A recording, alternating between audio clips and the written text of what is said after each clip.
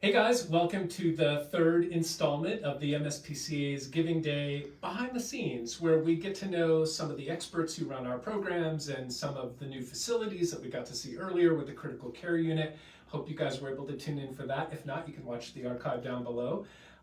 Giving Day is one of the most important days on our calendar, and it's a day when we are celebrating and spotlighting all of the amazing work we do for animals, the thousands of animals we care for at Angell Animal Medical Center, the thousands of animals we transport and shelter and place into new homes, the millions of pounds of pet food we're able to provide to families in need, so much subsidized or no-cost medical care to animals in our community. You name it, the MSPCA is doing it for animals, and we do it with your support. So thank you so much for supporting this good work. And if you want to know more about Giving Day, you can check out mspcagivingday.org. We'll put that link down below in the comment section.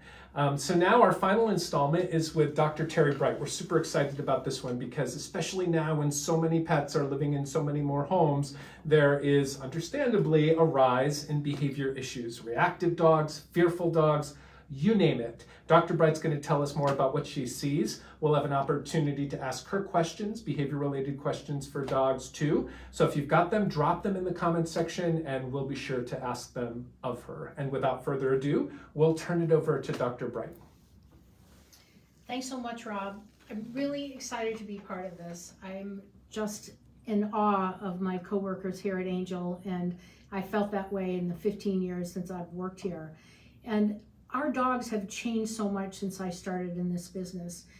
As Rob said, the dogs that we place now into homes are a little more challenging than before, and the dogs that people get from around the world come from really challenging circumstances. They come from places like the beach in Puerto Rico or Mexico, or some kill shelter in Tennessee, or somebody's backyard in Maine, and they've been neglected at best. They've been poorly bred and under-socialized, and now they live in Boston, where sometimes they're come out their front door and a bus goes right by them, and there's just not enough medical care in the world to make that dog not be nervous. And so these people who love these dogs so much, most of them adopted them before they even met them. They saw them in a picture and then they went and picked them up somewhere, and now they live with that dog in an urban environment, and that is very challenging for them.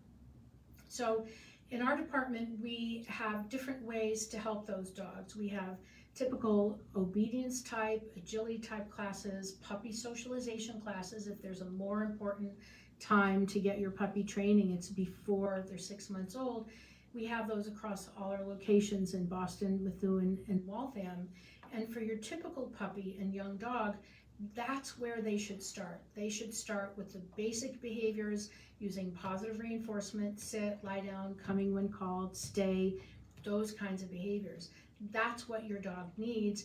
If your dog is maybe just not confident or doesn't know basic behaviors, which how would they learn basic behaviors before if they were neglected? And so the dogs who have needs beyond that, those are the dogs who we see in our behavior department. Jocelyn Strassel and myself, we each see about 400 pets a year. They're mostly dogs. We do see a few cats, but these dogs have fear problems and aggression problems. Some of them have separation anxiety. Now, in the past couple of years, people have been home alone with their pets, and things have been pretty stable, and they could tell when somebody was coming over. Nobody ever came over except the mail every day. And so it was easy to plan for things. But now they're back in the world more. They might be leaving their dog home alone more, or they might be out walking in the public more. They might decide to go to a pub with their dog who has not been out of the house in 2 years, and before that lived in a shelter in Louisiana.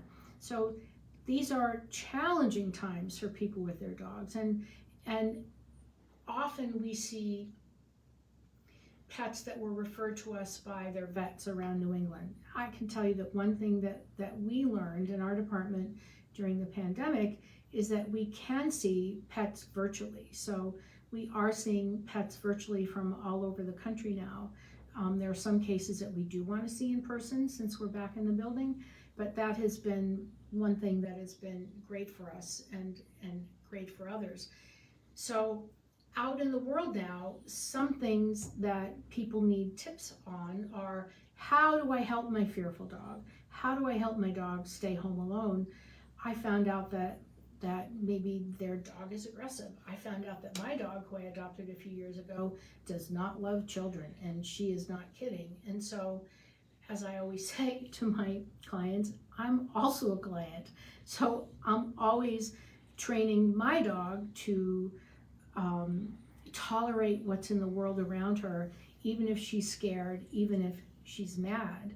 When we talk about behavior change, that's what we mean. How do we control what's in the environment to help our pet change their behavior?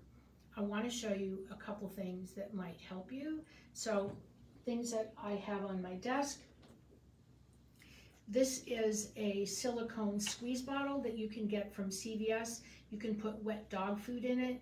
You can put peanut butter in it, light cream cheese, anything that your dog loves.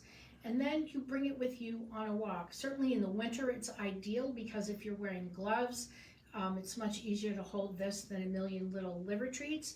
But if you need like a long reward, like if your dog is going to bark at that poodle way down the street, and why are they walking so slowly, and you're trying to prevent your dog from barking by feeding them. Remember, prevention is key.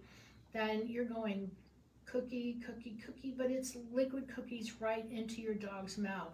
So something like this is great to have in the household for dog training. And when your dog sees it come out, they're like, woohoo, we're going for a walk. And it means something good for them. Generally, when you're out in public with your dog, this takes a long time, but you want to show your dog that what's around you is the best, right? That 3 feet around you, I tell my clients, is the best place for your dog to be. And if you use positive reinforcement and you use the right kinds of treats, things that just make their eyes turn into pinwheels, they love them so much, or things that smell terrible. If you hold a treat under your nose and it makes you gag, that's what you want to use for your dog, because dogs love things that smell terrible. They have a better sense of smell than they do of taste. So grosser it is, the better to use as a treat. So always pack that kind of stuff when you go for a walk. And when your dog sees something and they look like they might maybe be gonna bark at it, and you know they're gonna bark at it, feed them before so that they don't even bark at it. You prevent it. They see the dog, they get a cookie. They see the dog, they get a cookie. They see a dog, they get a cookie. Over time, when they see that dog, they're like, where's my cookie? That's what I did with Ribbon and children. And it took a year, starting at 70 yards away, she would growl at children. And 65 yards, 60 yards. There were times that I'm like going fast with her because I thought I had 50 yards for training, and someone's child started running toward us. I'm like, no, those children, they're everywhere. So I turned to go the other way. But a year later, we managed to walk by 5 children who were in Halloween costumes, of all things, and she didn't growl. So remember that training is a process. It's like cleaning the house. It's never done. It's never done. No dog is finished training, any more than you're finished exercising. That's a process. It's always a process. One thing that I wanted to show you as well is if your dog has a tendency towards separation anxiety, or you just need something for them to do, and remember, prevention, prevention, prevention. This is how to make what we call an everlasting gobstopper. So you take Stella and Chewy's freeze-dried dinner patty and you break it in half, and then you take a medium-sized Kong and you squish it so it gets oblong. I have to do this on the desk. And then you stuff that inside there, because now, as you can see, it doesn't come out. The dog can just barely see it, and they have to lick it for like an hour, cover it in spit, and then bounce it on the floor really hard for a long time before the food will come out. And so rather than stuffing peanut butter into Kong, how peanut butter and Kongs ever got married, I don't know, but this is what you want. Stella and Chewy's dinner patty, half of it stuffed into a Kong. They give you time to watch a movie, talk to your guests, give your dog something else to do. Dr. Bright would love this, and it's super helpful. We did get some questions early on that I'm going to ask of you now, because I think these are the kinds of questions that will help most people and most dogs when they think about overcoming some of their behavior issues. It seems like reactive dogs and fearful dogs are two categories of behavior that are very prominent. Can you help us understand, like, what is a reactive dog? How is that behavior expressed? And what is a fearful dog? And then for each of those, maybe some tips or philosophies around the kind of training that works to sort of blunt some of the behavior issues associated with those two profiles. Let's start with fearful dogs too, because there's a real connection between the two. A puppy learns to be used to its world between 4 weeks and 14 weeks old. This is called a sensitive period of socialization, a very short period of time. And if they're just kept in a basement or in a garage or in somebody's yard and they never meet any children, they never hear loud sounds or cars or sirens or anything like that, then they are going to have a social deficit when they grow up. If they never meet other dogs, if they never meet tall people, short people, children, etc., they are going to have that deficit when they grow up. And sadly, there's no do-over for that. That's it. And so many dogs that people are adopting were under-socialized. And this is a chronic condition in our practice. This is something that we see all the time. And so when you have an organism that's afraid of something, then you're going to use Pavlovian or classical conditioning, right? So it's just the classic. If you see something you're afraid of and someone gives you something that you really like, over time it reduces that fear. So if you have a dog that's really afraid of buses, for example, and I'll use my example of my last dog, Radio. So he was raised in the country, he moved to the city, and he was afraid of the sounds of the buses. And so every day we'd start down the street and we'd get halfway to the bottom of my street and he'd hear a bus go by and he'd get scared. You'd see that he was tense and he'd look at me like, are you hearing that? And so I'd give him a couple cookies and we turn around and we go the other way. I can tell you that the ability to escape from something you're afraid of is really, really important. So if you see your dog is afraid of a certain place in the environment where it's really noisy, because the under-socialized dogs tend to be more afraid of noises, then turn around and head the other way and give them food. So they're like, that truck is really scary, but I got a cookie and I got to go back the other way. It becomes kind of a video game, traversing around the city in that way. But anything that your dog is afraid of, if you pair something that they love, again, something that smells terrible, with something that they're afraid of, that's called counter conditioning. And sometimes you can decrease what's called the emotional response to what's in the environment. Because if you can't, or if that hasn't happened in the past, then what you see is the dog might start reacting to the environment in order to make other things go away. So let's say the dog is afraid of other dogs or tall men. Many under-socialized dogs, they're just afraid of men. We don't know why, but they are. Men have deeper voices, they smell differently, we don't know. And so if no counter conditioning has taken place, and if there's a history of barking or using what we call display aggression to when they see a man, for example, and you pull the dog away, now you've shown the dog that that barking will increase their distance from them to the man. And from the dog's point of view, they're like, that was very effective. I'm going to use that again. In fact, when the mail comes tomorrow, that's what I'm going to use. So when the mail carrier comes, bark, bark, bark, where does the mail carrier go? Away. Every day, millions of dogs do this when the mail carrier comes. And that's a kind of reinforcement called negative reinforcement, meaning that the behavior removes something. The negative is a minus sign, but the dog's behavior removes something from the environment. So the fearful dog often will learn to bark, bark, bark at something to make it go away, right? And so the counter conditioning is what you do to reduce that fear. But if you feed the dog as soon as they see something they're afraid of before they bark, you can also teach them to be quiet instead. So it's a good combo of counter conditioning and teaching a new, really short, quiet behavior that you can extend over time. Those are great tips, and they're tips that we can all immediately deploy, so hopefully that will help a lot of people. I have to say, it feels very relatable. You mentioned this earlier with your dog, Ribbon, that the head of the behavior department at the MSPCA-Angell has herself a dog with some behavior issues. How common is it for people to think that their dog's behavior issues is a reflection of their own bad pet parenting? What would you say to people who are feeling pretty down about having a dog whose behavior they can't seem to shape or control?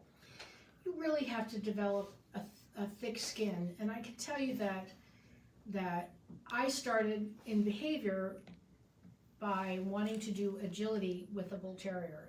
And if you want to ever embarrass yourself a lot, then that's what you should do. So I used to like cry in the car going home because my dog would run out of the ring. She would jump over the tunnel instead of running through it. And those were good behaviors, but they were still embarrassing. But when you have a dog that looks like that, and they don't know what they're talking about, you know, in our, we used to do back in the day, and just listen to the people around you talking. Within 5 minutes, someone will give someone else bad dog training advice.